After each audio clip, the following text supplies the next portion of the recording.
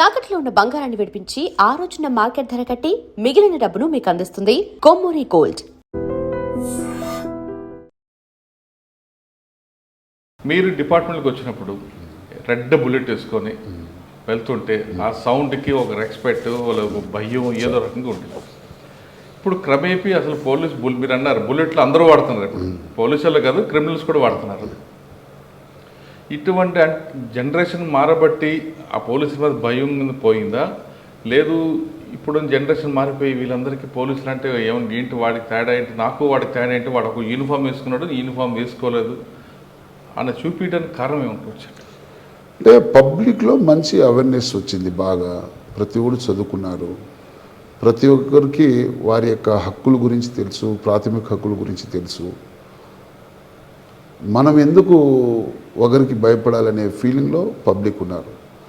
ఆ పాతకాలంలో పోలీసు ఇప్పుడు జరగదు. ఇప్పుడు టెక్నాలజీ కూడా చాలా పెరిగింది. ఆ టెక్నాలజీ పాటు మన పోలీసులో కూడా మార్పు రావాలా. ఎందుకు చెప్తున్నానంటే మనం మాట్లాడే భాష కూడా కరెక్ట్గా ఉండాలా, రెస్పెక్ట్ఫుల్గా మాట్లాడాలా, ఓర్పు ఉండాలా. పోలీస్ ఆఫీసర్కి చాలా ఓర్పు ఉండాలా. ఓర్పు లేకపోతే చాలా కష్టం. కొంతమంది తెలియని వాళ్ళు ఉంటారు, రైతులు వస్తారు, టక్కనే ఏకవచనంతో మనం కూడా మాట్లాడేస్తాం. మనం ఏం చేస్తాం, ఆయన రైతు, నేను చదువుకున్నాడిని, బట్ నా కామన్ సెన్స్ ఉండాలా, ఆయనకు ఉండాలా, నాకే ఉండాలా. కాబట్టి అది మేము తెలుసుకోవాలా. పోలీస్ ఆఫీసర్ అనే అతను ఫస్ట్ మనం తెలుసుకోవాలా. పబ్లిక్ నుంచి మనకు చిన్న పొరపాటు జరిగినా అది మనం ఓర్పుతో దాన్ని మనం మింగి ప్రజలకు సేవ చేసేదానికి మనం వచ్చినాం. కాబట్టి ఒక అదృష్టంగా భావించాలి. అయితే ఆ జనరేషన్ ఇప్పుడు రాబోయే పోలీసులో చాలామందికి ఎందుకు లేదంటే ప్రతి ఒక్కడు ఊహాలోకంలో బతకడం. ఎంతసేపు నేను అనుకునేది జరగాలంటే అది జరిగే పని కాదు. మనమేం రాజులు కాదు, మనం ప్రజాస్వామ్యంలో ఉన్నాం. ప్రజాస్వామ్యం అనేది ప్రతి ఒక్కరికి హక్కు ఉంది. అది నీకు నాకు ఒక్కరికి లేదు, ప్రతి పౌరుడికి కూడా హక్కు ఉంది. వాళ్ళకి మనం గుర్తించి గౌరవం ఇవ్వాలి, రెస్పెక్ట్ ఇవ్వాలి. అది చాలామందికి తెలియదు.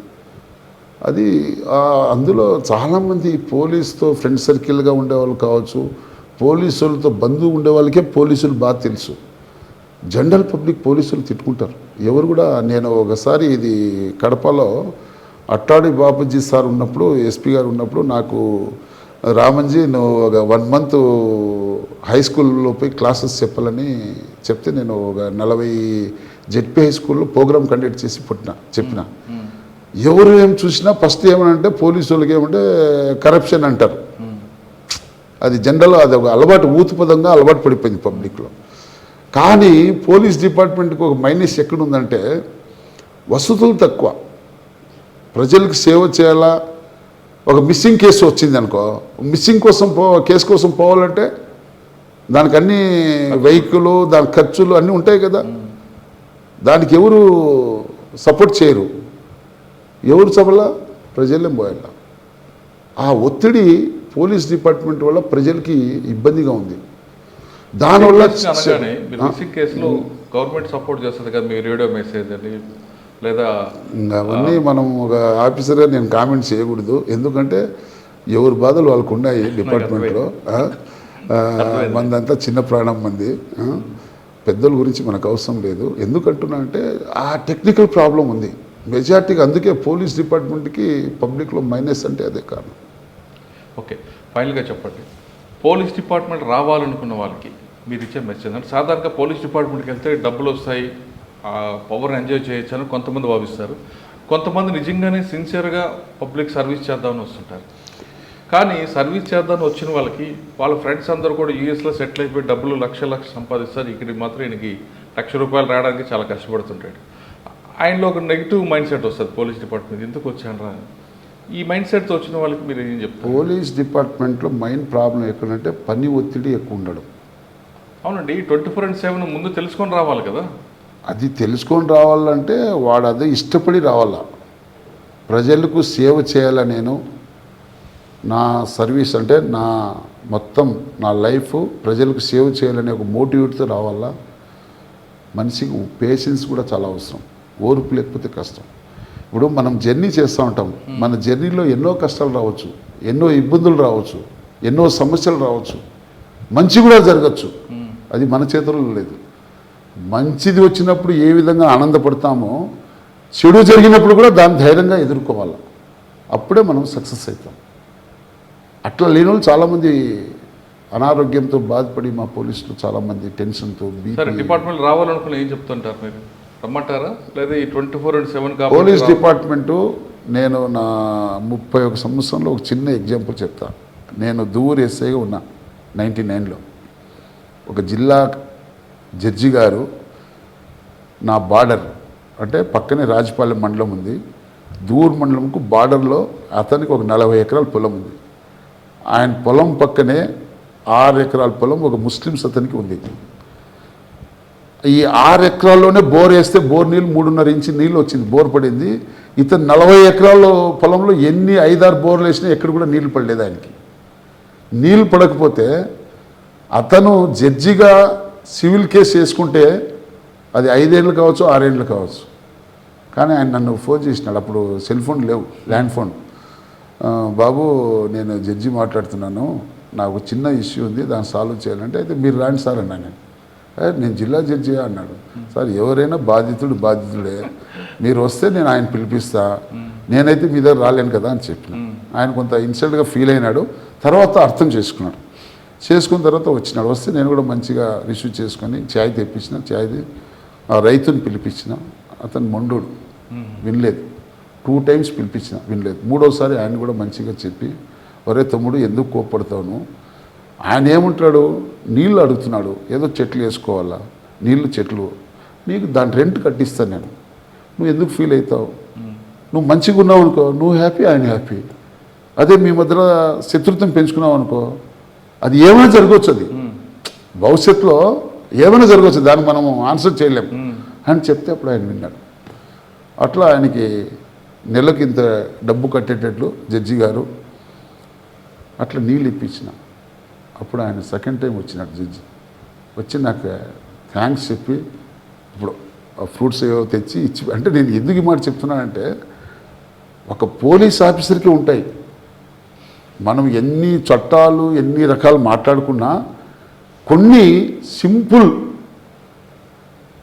టైంలో, తక్కువ టైంలో ఒక బాధితునికి న్యాయం చేసేదానికి అవకాశం ఒక పోలీస్ డిపార్ట్మెంట్కి ఉంది. అదే యూనిఫామ్ పవర్, అది పవర్ అనొద్దు నువ్వు, అది నమ్మకం. ఎందుకు చెప్తున్నానంటే చాలామంది భక్తులు పబ్లిక్ వస్తూ ఉంటారు, పాపం పేదవాళ్ళు. ఒక పెద్ద సీనియర్ సిటిజన్ ఆయన ఉంటుంది, ఒక 10,000 రూపాయలు అప్పు ఇచ్చింటుంది, ఏదో వడ్డీకి ఆశపడి వాడు ఈ కూడా ఎగరగొట్టేస్తూ ఉంటాడు. ఆయన కోర్టు చుట్టూ తిరిగితే రాదు, ఆయనకి ఏ వసతులు ఉండదు, ఈవెన్ లాయర్ ఫీజు కట్టే కూడా అవకాశం ఉండదు. అదే ఒక లోకల్ ఆఫీసర్కి అనుకుంటే వాడిని గట్టిగా వార్నింగ్ చేస్తే డబ్బు కట్టివచ్చు, వాళ్ళే మాకు బ్లెస్సింగ్స్ ఇస్తారు. సివిల్ మ్యాటర్లో జోక్యం చేసుకోదంటారు కదా. చట్టం దండికి చెప్తుంది, కొన్ని మానవత్వంగా కొన్ని చేయాల్సింది. పల్లెల్లో ల్యాండ్ ఆర్డర్ ప్రాబ్లం రాకుండా చేయాలంటే కొన్ని మానవత్వంగా చేయాల్సిండేది, తప్పదు. అది మనం అనుకుంటాం కానీ చేయకపోతే కష్టం. కానీ రమ్మంటారు యూత్కి డిపార్ట్మెంట్ రావాలా. పోలీస్ ఒక రక్షణ కవచం. ఎందుకు ఈ మాట చెప్తున్నా అంటే సొసైటీకి రక్షకుడు ఎవరు? పోలీసే. నీకు ప్రశాంతమైన వాతావరణం ఉంటే ఏ ఊరు కానీ ఏ గ్రామం కానీ ఏ దేశమైనా సక్సెస్ఫుల్ అవుతుంది. అది లేనప్పుడు ఏమవుతుంది? విభత్సానికి దారితీస్తుంది. అందుకే పోలీస్ వ్యవస్థ మంచి చదువుకున్న యూత్లు వస్తే వాళ్ళకున్న టెక్నాలజీలతో, ఇప్పుడుండే టెక్నాలజీ అఫెన్స్ ఎక్కువ ఉన్నాయి, ఇప్పుడు సైబర్ క్రైమ్స్ ఇవన్నీ ఎక్కువ ఉన్నాయి, వాటినన్నిటిని అరికట్టాలంటే పోలీసులో కూడా మంచి టెక్నికల్గా బాగా నైపుణ్యం కలిగిన వాళ్ళు రావాలా, వస్తేనే మనం సక్సెస్ అవుతాం. అందులో చాలామంది ఏజ్ పర్సన్స్ ఉన్నారు, ఆరోగ్యంగా బాగా హెడ్ కానిస్టేబుల్ ఏఎస్ఐలు, వాళ్ళకి ఇబ్బందిగా ఉంటుంది. అది మనం కాబట్టి యూత్ రావాలి. పోలీస్ డిపార్ట్మెంట్లోకి ఖచ్చితంగా యూత్ రావాలంటున్నారు, కానీ చదువుకునే వాళ్ళు రండి, ఈ డిపార్ట్మెంట్ ప్రజలకు సేవ చేయాలంటే ది బెస్ట్ ప్లాట్ఫామ్ అంటారు. కానీ ఈ పోలీసు యూనిఫామ్ వేసుకోవాలంటే దానికి ఒక అదృష్టం ఉండాలంటున్నారు రామ్మోహన్ గారు. అదృష్టం ఉందంటే ప్రజలకు సేవ చేయాలని ఈ డిపార్ట్మెంట్ ఎన్నో రకాలుగా సేవ చేయవు, కేవలం లా అండ్ ఆర్డర్ కాదు, అనేక రకాలుగా సామాజిక సేవలు చేయాలంటే పోలీసే కావాలి. కాబట్టి కానీ వచ్చిన వాళ్ళు డబ్బుల కోసం రావద్దు, ప్రజా సేవతో రండి, ఖచ్చితంగా ఆ ప్రజలే మీకు గుర్తుపెట్టుకుంటారు, అదే మీకు ఆశీస్సులు అన్నది రామ్మోహన్ గారు చెప్తున్నారు. ఇక్కడ మరో విషయం ఏంటంటే పోలీసు యూనిఫామ్ వేసుకొని సర్వీస్ చేస్తే అది అందులో కరెక్ట్గా పనిచేస్తే వచ్చే గొప్పతనం మీ ఒక్కరికి కాదు, మీ కుటుంబాలకు, మిమ్మల్ని కనిపించిన వాళ్ళకే కాకుండా మీ రక్త సంబంధులకు, మిమ్మల్ని ఎక్కడైతే జన్మించదో ఆ జన్మభూమికి కూడా మంచి పేరు తెచ్చిన వారిది పోలీస్ డిపార్ట్మెంట్ అంటున్నారు రామ్మోహన్ గారు. ఇది ఈ వారం రామ్మోహన్ నాయక్ గారితో ఎక్స్క్లూజివ్ ఇంటర్వ్యూ. వచ్చే వారం మరొకసారి మళ్ళీ కలుద్దాం. అందరికి నమస్తే. థ్యాంక్ యూ అండి. Thank you sir.